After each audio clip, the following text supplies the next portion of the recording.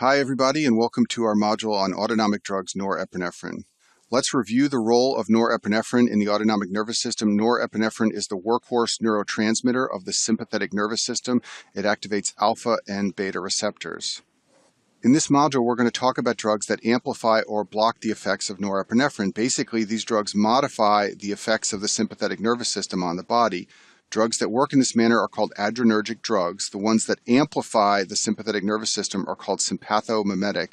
There are direct sympathomimetic drugs. These drugs are agonists to norepinephrine receptors. There are also indirect sympathomimetic drugs which block norepinephrine reuptake and therefore increase norepinephrine activity. Drugs that block the sympathetic nervous system are called adrenergic antagonists or blockers, and recall that there are two types of receptors on which norepinephrine exerts its effects, alpha and beta receptors. So there are drugs that are alpha blockers and also drugs that are beta blockers, and we'll talk about all of these in this module now.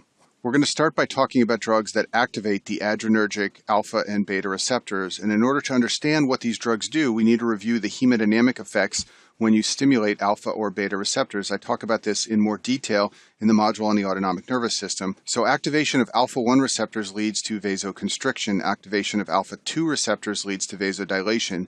Beta-1 receptors are found in the heart, so activation leads to a rise in the heart rate and the contractility. And then finally, beta-2 receptors are found peripherally, and activation leads to vasodilation. On this slide, I've listed the 6 drugs that are direct agonists of norepinephrine receptors. These are all sympathomimetic drugs, and the place where you'll most commonly find all of these drugs used is in the intensive care unit treating patients with various forms of shock. I've grouped the 6 drugs into 3 subgroups. The first group at the top is epinephrine and dopamine. The middle group is isoproterenol and dobutamine, and at the bottom we have norepinephrine and phenylephrine.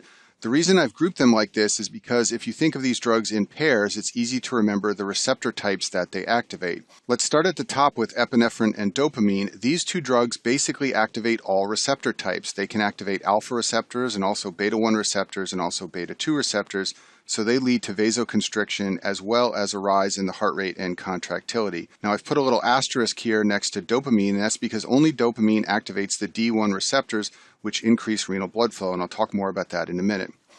The middle group on this slide includes isoproterenol and dobutamine. You can basically think of these 2 drugs as drugs that activate beta receptors only, because that's where their predominant effect occurs. Isoproterenol activates beta-1 and beta-2 receptors equally. This means that isoproterenol will increase the heart rate, but it drops the blood pressure because the beta-2 activation leads to vasodilation. Dobutamine is mostly a beta-1 receptor, so it increases the heart rate, but it also has some fall in blood pressure because of the beta-2 receptor activation as well. The group at the bottom of the slide is norepinephrine and phenylephrine, and you can think of these 2 drugs basically as alpha receptor agonists. They predominantly activate the alpha receptors. This means they are vasoconstrictors, and these are drugs that are used in forms of shock like septic shock, where the predominant problem is vasodilation. These drugs will reverse that effect and cause vasoconstriction. Let me give you a few more details on some of those drugs. We'll start with dopamine. So dopamine does not cross the blood-brain barrier, so it has no central nervous system effects. You may know that there are lots of things dopamine does in the brain, but when you administer it peripherally, you won't see any of those effects occur. The peripheral effects, which are the hemodynamic effects, are highly dependent on the dose. So when dopamine is administered at a low dose, it's a dopamine receptor agonist. This leads to vasodilation in the kidneys, and this is sometimes done in an attempt to increase perfusion of the kidneys. At a medium dose, dopamine is predominantly a beta-1 agonist, so most of the effects you will see include increased heart rate and contractility. And then finally, at a high dose, dopamine is an alpha agonist, and this is where you can see more vasoconstriction. Epinephrine also has dose-dependent effects. When it's administered at a low dose, it's a beta-1 and beta-2 agonist, so it will increase heart rate and contractility and cause some vasodilation. At a high dose, it's an alpha agonist and causes vasoconstriction, and this is the mechanism of its benefit when it's used in patients who have anaphylaxis. It's given at a high dose, and it leads to vasoconstriction and reversal of many of the effects of anaphylaxis. On this slide, I've listed some other direct adrenergic agonists. In contrast to the drugs we just talked about, these drugs are generally not used in the ICU setting for treatment of shock. They're used for other indications. The first one is pseudoephedrine. It is an alpha agonist. It works as a nasal decongestant. It will vasoconstrict blood vessels in the nose, and that will make your runny nose get better. Albuterol and salmeterol are beta receptor agonists. They're used in respiratory disorders like asthma and COPD. Activation of beta receptors in the lungs leads to bronchodilation, and that can make asthma and COPD better. And then finally, terbutaline and Ritodrin are also beta agonists. They're obstetric drugs. They're used in women who are pregnant. They decrease the number of contractions. There are two alpha-2 receptor agonists that are used in the treatment of hypertension. Those are clonidine and methyldopa. I talk about these in detail in the cardiology video on hypertension drugs. Both of these are agonists to central nervous system alpha-2 receptors. There's another alpha agonist that is sometimes used in glaucoma. It's called apraclonidine. Just like clonidine that is used for hypertension, apraclonidine is an agonist to alpha-2 receptors with some weak alpha-1 activity, and it works by lowering intraocular pressure in patients who have glaucoma. Now let's talk about drugs that are indirect agonists to adrenergic receptors. These drugs do not directly activate alpha or beta receptors. Instead, they increase the activity of norepinephrine either by blocking its reuptake by neurons or promoting its release from neurons. The first one of these drugs is amphetamine. It blocks the reuptake of norepinephrine and also promotes its release.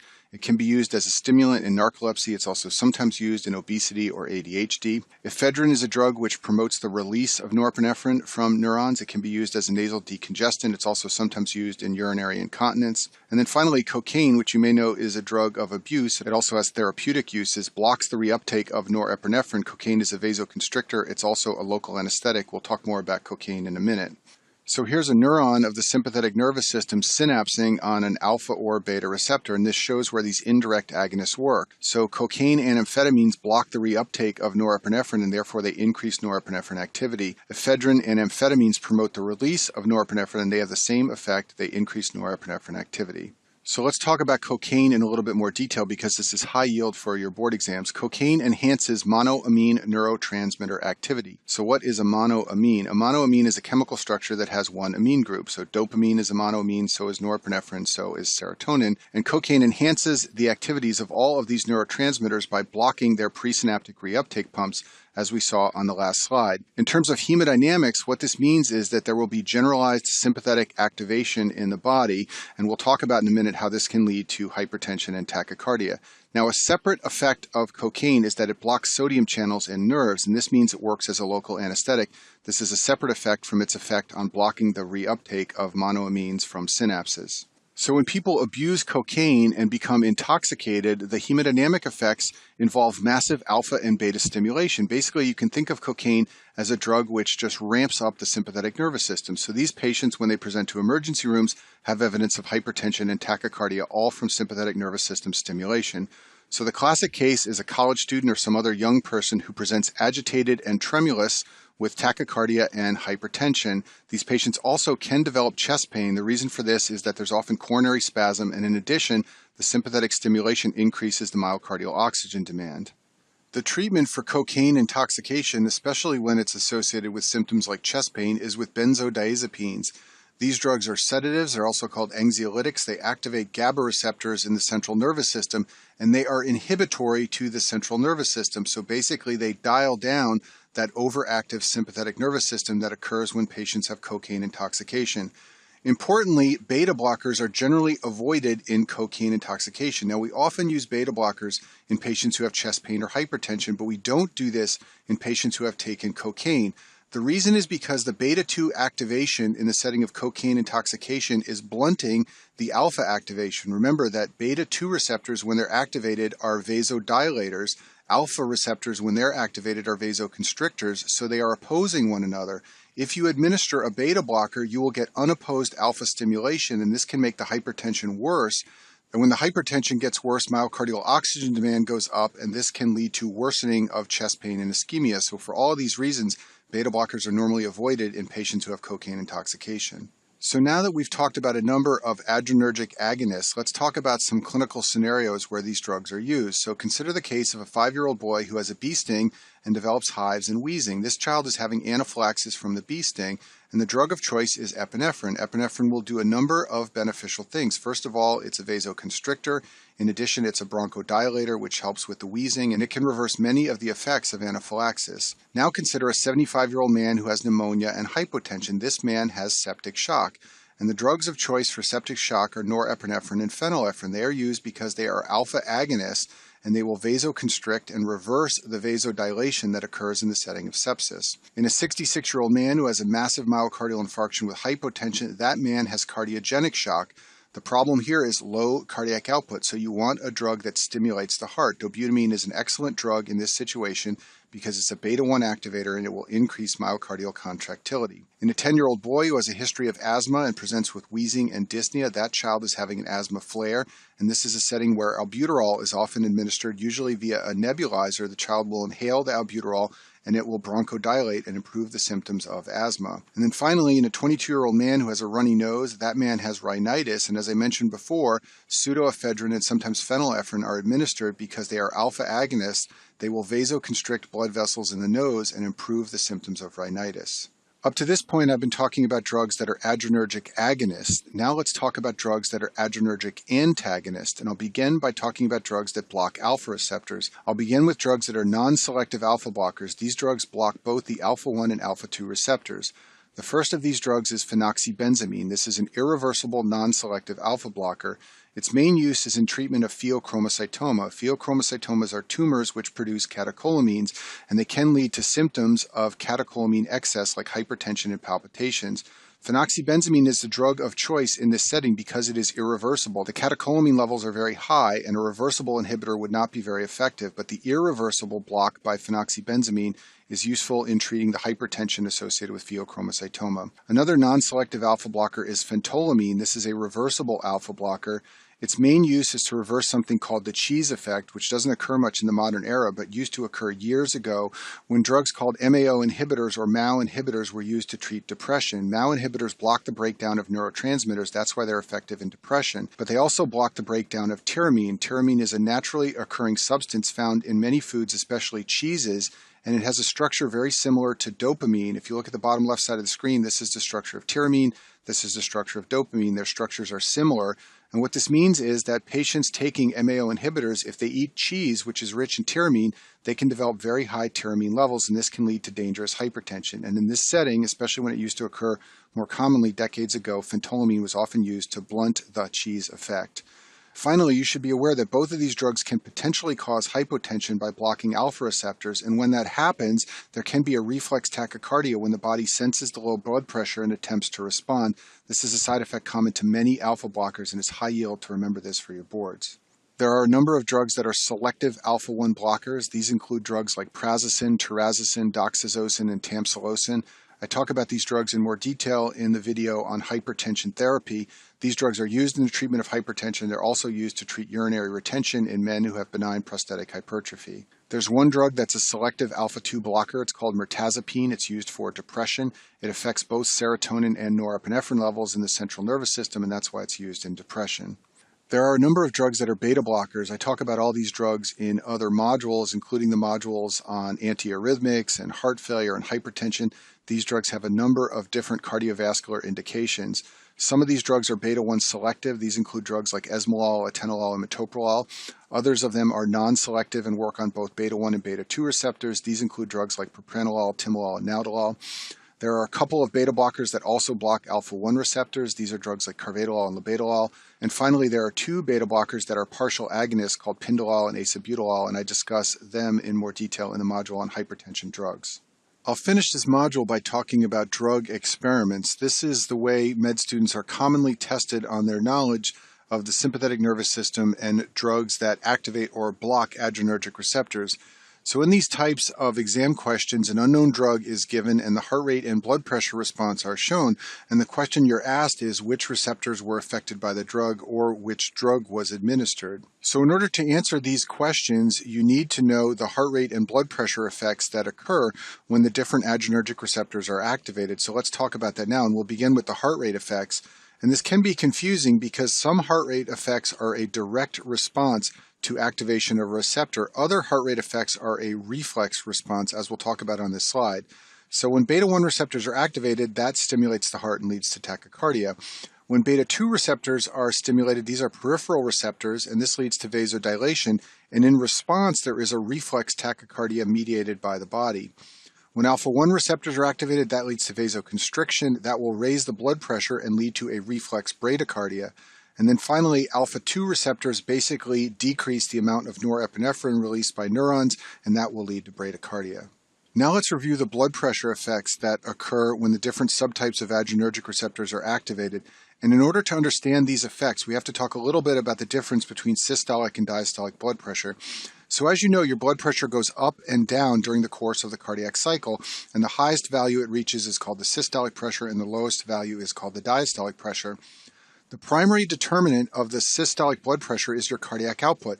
The more the cardiac output, the higher this blood pressure will rise, and therefore the higher the systolic pressure will be. For diastolic blood pressure, the primary determinant is the peripheral resistance. The blood pressure falls, and the depth to which it falls depends on the peripheral resistance. When there's higher peripheral resistance, the diastolic blood pressure will be higher, meaning that the pressure will not fall as low in diastole. And this principle, this rule of thumb I've written on the screen here, is very important for understanding the blood pressure effects of activation of different adrenergic receptors. So now let's talk about the different adrenergic receptors one at a time. We'll start by talking about what happens if you activate beta-1 receptors. Those are found in the heart, and when they're activated, there will be a higher heart rate and higher contractility, and this will raise the cardiac output.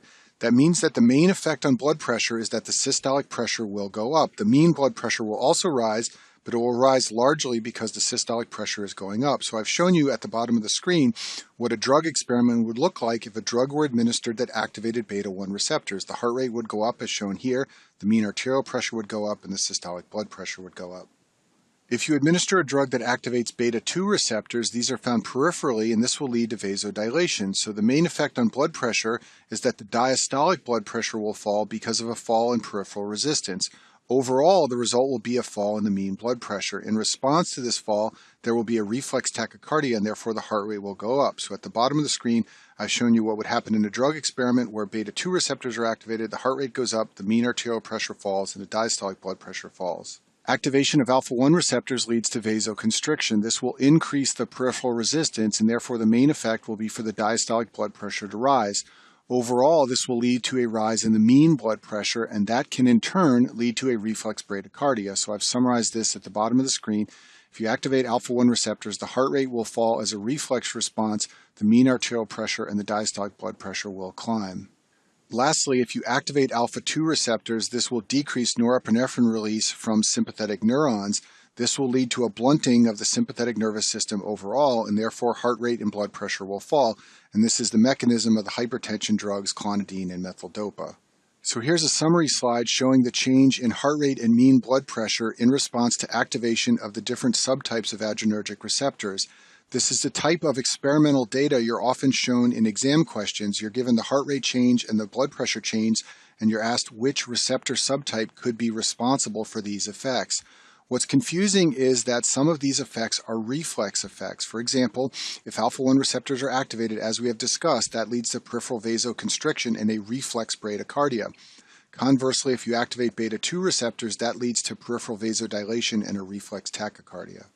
Now let's go one step further and talk about some of the sympathomimetic drugs we discussed at the beginning of this video and discuss what effects those drugs would have on the heart rate, systolic, and diastolic blood pressure based on their effects on the different subtypes of adrenergic receptors. We'll start with dobutamine. Like I told you earlier, dobutamine is mostly a beta-1 agonist. Therefore, its predominant effect will be to raise the cardiac output and raise the heart rate. The mean arterial pressure in patients taking dobutamine usually falls. The reason for this is that there is some beta-2 activation, and that leads to a lowering of the peripheral resistance. However, dobutamine does have some limited alpha-1 effects, and it also raises the cardiac output, which can raise the systolic blood pressure. So overall, there's usually a small decline in the mean arterial pressure. Another feature of dobutamine that you can be asked about on your exams is that it affects myocytes more than the SA node. Therefore, in clinical practice, you see more inotropic effects than chronotropic effects. This usually isn't clinically relevant, but it is something that has been demonstrated in the basic science laboratory.